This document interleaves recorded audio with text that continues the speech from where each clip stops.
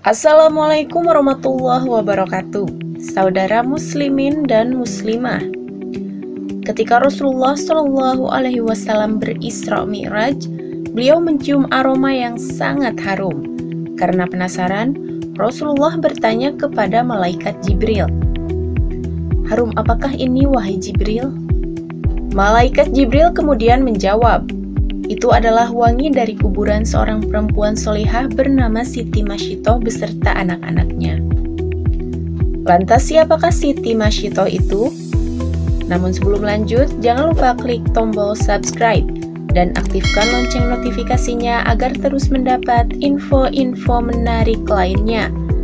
Juga like dan share jika video ini bermanfaat.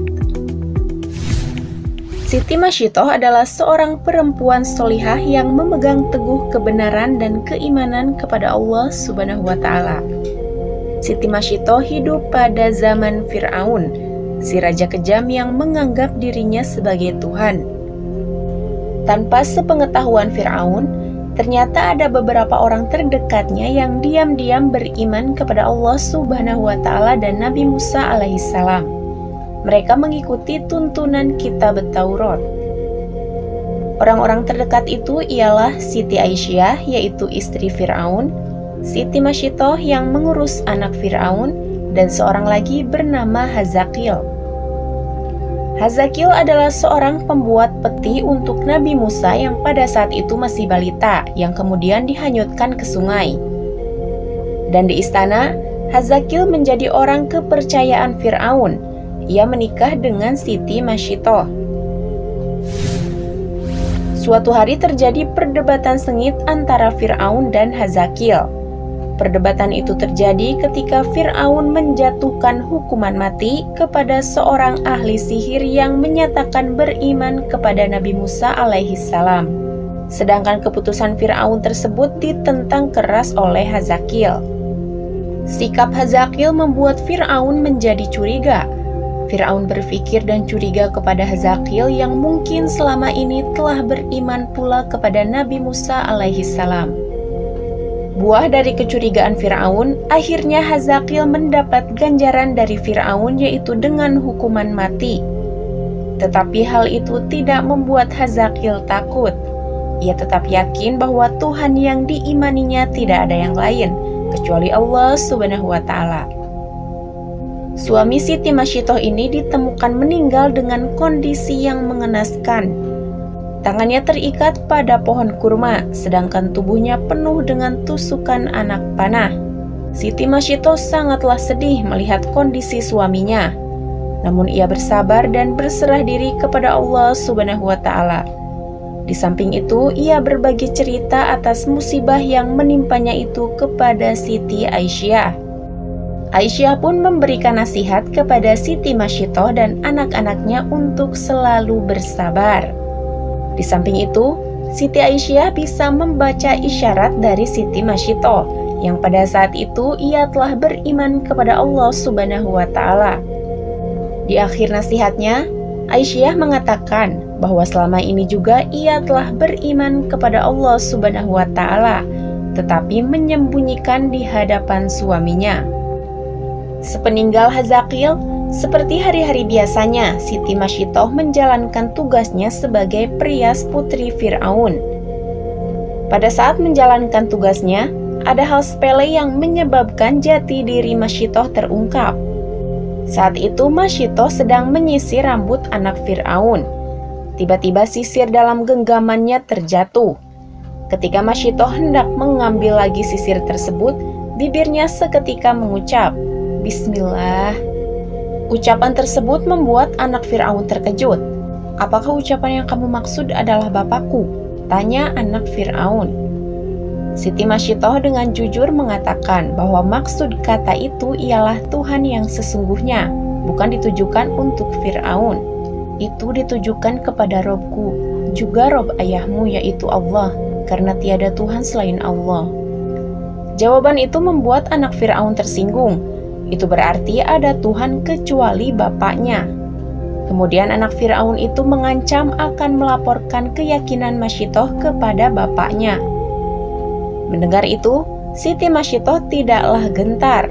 karena ia yakin Allah adalah Tuhan yang sebenarnya, bukanlah Fir'aun. Laporan anaknya membuat Fir'aun murka. Ia tidak menyangka pengasuh anaknya adalah pengikut Nabi Musa alaihissalam. Kemudian Masyitoh dipanggil, lalu ditanya oleh Fir'aun, "Apakah benar apa yang disampaikan anakku? Siapakah Tuhan yang engkau sembah selama ini?" Siti Masyitoh tidak mengelak tuduhan itu. Dengan tegas dia mengatakan, "Betul Raja yang zalim, bahwa tiada Tuhan selain Allah yang sesungguhnya menguasai alam dan isinya." Jawaban itu membuat Fir'aun semakin marah. Dia memerintahkan para pengawal untuk menyiapkan minyak mendidih di dalam tembaga besar. Wadah panas itu disediakan tak lain untuk menggodok Masyitoh beserta anak-anaknya. Pemandangan itu disaksikan oleh masyarakat luas. Sebelum dimasukkan ke dalam minyak panas, Siti Masyitoh diberi kesempatan sekali lagi untuk memilih, yaitu Siti Masyitoh dan anak-anaknya akan selamat jika mengakui Fir'aun sebagai Tuhan, atau sebaliknya, nyawanya akan terancam jika tidak mau mengakui ketuhanan Fir'aun. Siti Masyitoh tidak gentar terhadap ancaman Fir'aun. Ia tetap yakin Tuhan yang sesungguhnya hanyalah Allah Subhanahu wa Ta'ala, bukan Fir'aun raja yang zalim. Pendirian Masyitoh semakin mempermalukan Fir'aun. Raja kejam itu akhirnya memerintahkan pengawal agar segera melemparkan Masyitoh beserta anak-anaknya ke dalam minyak mendidih. Kisah ini disampaikan malaikat Jibril kepada Rasulullah Shallallahu Alaihi Wasallam, yaitu Fir'aun memerintahkan pengawal untuk melempar anak Masyitoh satu persatu di hadapan ibunya, hingga yang terakhir bayi yang sedang menyusu dalam pelukan Siti Masyitoh. Ibu mana yang tega menyaksikan satu persatu anaknya tergerus minyak panas? Ketika giliran terakhir, yaitu bayi Siti Masyitoh yang akan dimasukkan ke dalam tembaga panas, Siti Masyitoh sempat ragu. Dan pada saat itu, atas kekuasaan Allah, bayi itu tiba-tiba bisa berbicara. "Jangan takut dan ragu, wahai ibuku, karena kematian kita akan mendapat ganjaran dari Allah Subhanahu wa Ta'ala, dan pintu surga akan terbuka menanti kedatangan kita." Dalam riwayat lain, bayi Masyitoh berbicara untuk meyakinkan ibunya, "Sabarlah wahai ibuku, sesungguhnya kita dalam pihak yang benar. Wahai ibu, masukkanlah, karena sesungguhnya siksa dunia lebih ringan daripada siksa akhirat." Hadis riwayat Ahmad. Kekuatan anaknya membuat keraguan Masyitoh hilang. Dengan ikhlas dan yakin kepada Allah, Siti Masyitoh kemudian membaca, "Bismillahirrahmanirrahim, wallahu akbar." Siti Masyitoh dan bayinya masuk ke dalam minyak mendidih. Ajaibnya, begitu minyak panas menggerus raga orang-orang istiqomah itu, terciumlah wangi yang sangat harum dari dalam kuali. Allah telah membuktikan kepada hamba-hambanya yang istiqomah. Ketika Masyitoh dan anak-anaknya dilemparkan satu persatu ke dalam minyak panas, Allah terlebih dahulu mencabut nyawa mereka, sehingga mereka tidak merasakan panasnya minyak mendidih. Tulang belulang Siti Masyitoh beserta anak-anaknya dikubur di suatu tempat, hingga mengeluarkan wangi yang sangat harum. Aroma itu tercium oleh Rasulullah Shallallahu Alaihi Wasallam ketika perjalanan Isra Mi'raj. Dan malaikat Jibril berkata bahwa itulah kuburan Siti Masyitoh beserta anak-anaknya. Wallahu a'lam bishawab.